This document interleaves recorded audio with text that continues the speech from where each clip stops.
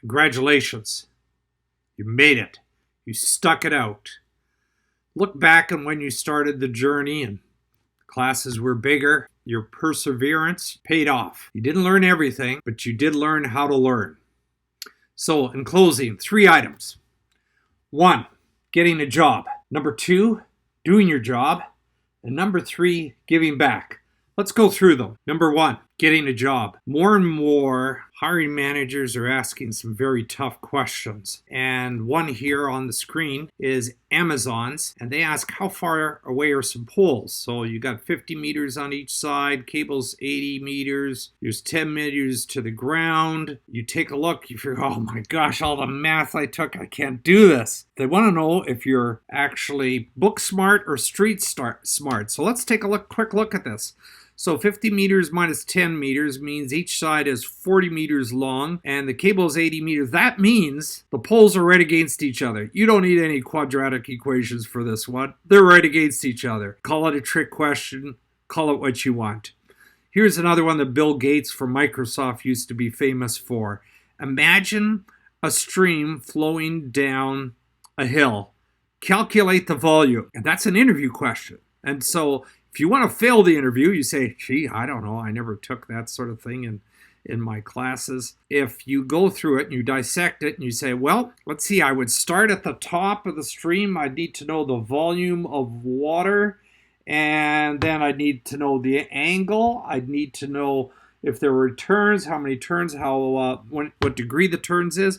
Are there rocks underneath?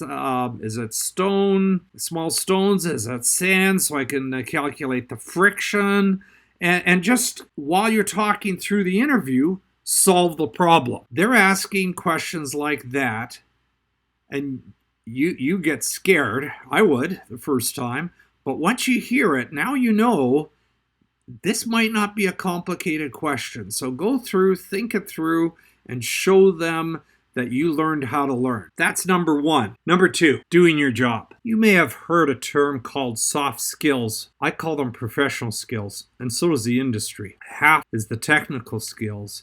The other half is knowing the professional skills. Now, for instance, Google has proven they can tie in estimating credit scores with how you write emails. If they see capitalization, they believe you're more educated, and they know that that's a lower risk. Something like capitalization. Write as an engineer with a degree should. Speak as an engineer with a degree should. Walk like a duck, quack like a dog, because now you're a duck. You made it. You're an engineer with a degree. Number 3, you're going to get a job, you're going to pay off your student debt, maybe you get a car, maybe a house, maybe you have families in the future. And then once you have all your ducks lined, maybe you'll think about giving back. Think about how you could give back immediately. You'll have more free time, hopefully, once you have a job. Think of what you can do maybe one night a week or some area that you can help to give back to your community.